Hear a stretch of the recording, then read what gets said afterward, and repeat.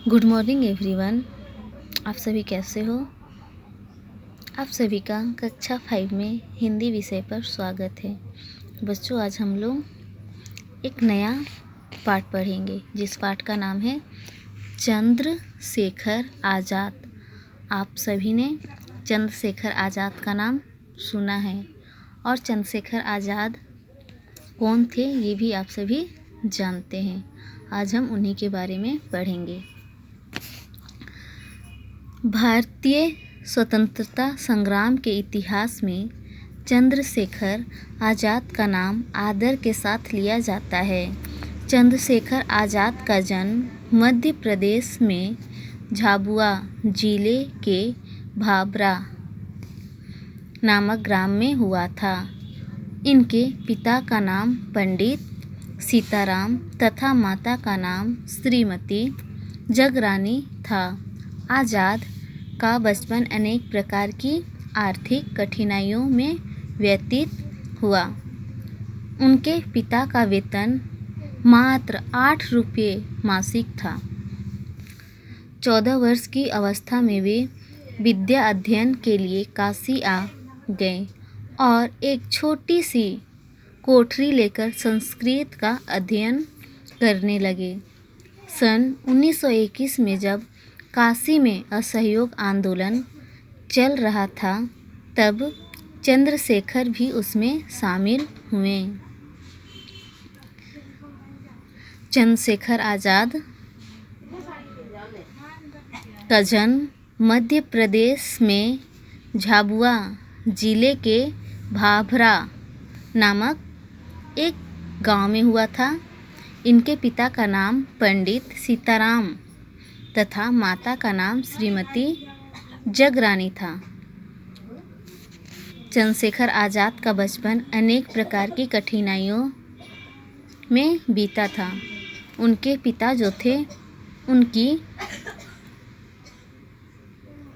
मासिक वेतन जो थी 8 रुपये थे। उन्हें एक महीने में सिर्फ 8 रुपये मिलते थे। 14 वर्ष की अवस्था में वे विद्या अध्ययन के लिए काशी आ गए और एक छोटी सी कमरा लेकर वे संस्कृत का अध्ययन करने लगे। सन 1921 में जब काशी में असहयोग आंदोलन चल रहा था तब चंद्रशेखर भी उस आंदोलन में शामिल हुए।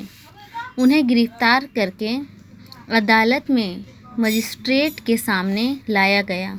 उस समय वे मात्र 16 वर्ष के थे। मजिस्ट्रेट ने उनसे पूछा, तुम्हारा नाम क्या है? उन्होंने गर्व से उत्तर दिया, आज़ाद। मजिस्ट्रेट ने पूछा, तुम्हारा घर कहाँ है?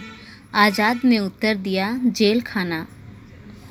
मजिस्ट्रेट ने खींचकर पूछा, तुम काम क्या करते हो? उन्होंने कहा, भारत माँ को स्वाधीन कराने की साधना। अब मजिस्ट्रेट के रोष का ठिकाना न रहा। उसने झल्लाकर कहा, कैसे बेढंगे उत्तर देते हो? जानते नहीं यह अदालत है। आज़ाद ने निर्भीकता से उत्तर दिया, मेरे उत्तर बेढंगे नहीं, सही है। विदेशी सरकार की पराधीनता स्वीकार न करने पर हमारा सच्चा नाम आज़ाद ही हो सकता है। जब तक हम पराधीनता की श्रृंखलाओं को तोड़ ना देंगे तब तक हमारा सच्चा घर जेल खाना और वास्तविक कार्य भारत माता की स्वाधीनता की साधना ही हो सकती है। इस तरह से चंद्रशेखर आज़ाद असहयोग आंदोलन में जब शामिल हो जाते हैं तो सिपाही उनको गिरफ्तार कर लेते हैं और मजिस्ट्रेट के सामने उनको ले जाते हैं। तब वे सिर्फ 16 वर्ष के थे। मजिस्ट्रेट उनसे पूछते हैं, तुम्हारा नाम क्या है? तब चंद्रशेखर आज़ाद बहुत ही गर्व के साथ बोलते हैं, आज़ाद। मजिस्ट्रेट ने फिर पूछा, तुम्हारा घर कहाँ है? तब फिर चंद्रशेखर आज़ाद कहते हैं, जेल खाना। मजिस्ट्रेट को इस बात को सुनकर गुस्सा आ जाता है और वो गुस्से से पूछते हैं, तुम काम क्या करते हो? उन्होंने कहा, भारत माँ को स्वाधीन कराने की साधना। अब मजिस्ट्रेट के रोष का ठिकाना ना रहा, मतलब उसके गुस्सा का ठिकाना ना रहा। उसने झल्लाकर कहा, उसने चिल्लाकर कहा, कैसे बेढंगे उत्तर देते हो?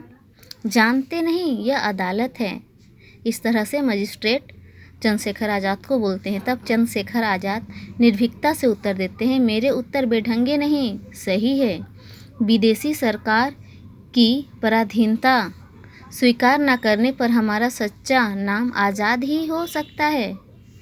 जब तक हम पराधीनता की श्रृंखलाओं को तोड़ ना देंगे, तब तक हमारा सच्चा घर जेलखाना और वास्तविक कार्य भारत माता की स्वाधीनता की साधना ही हो सकती है। मजिस्ट्रेट ने फिर झल्लाकर पूछा, क्या तुमने सिपाही पर हमला किया? आज़ाद ने दृढ़ता से उत्तर दिया, हाँ, क्योंकि वह सिपाही शांत सत्याग्रहियों को बूट की ठोकरें मार रहा था और गालियां बक रहा था। मजिस्ट्रेट ने आज्ञा दी, इसे ले जाओ और 15 कोड़े लगाकर मुक्त कर दो। इस तरह से मजिस्ट्रेट उनसे पूछते हैं, क्या तुमने सिपाही पर हमला किया था? तब आज़ाद उत्तर देते हैं, हाँ, मैंने सिपाही पर हमला किया था, क्योंकि वह शांत सत्याग्रहियों को बूट की ठोकरें मार रहा था और उन्हें गालियां भी दे रहा था।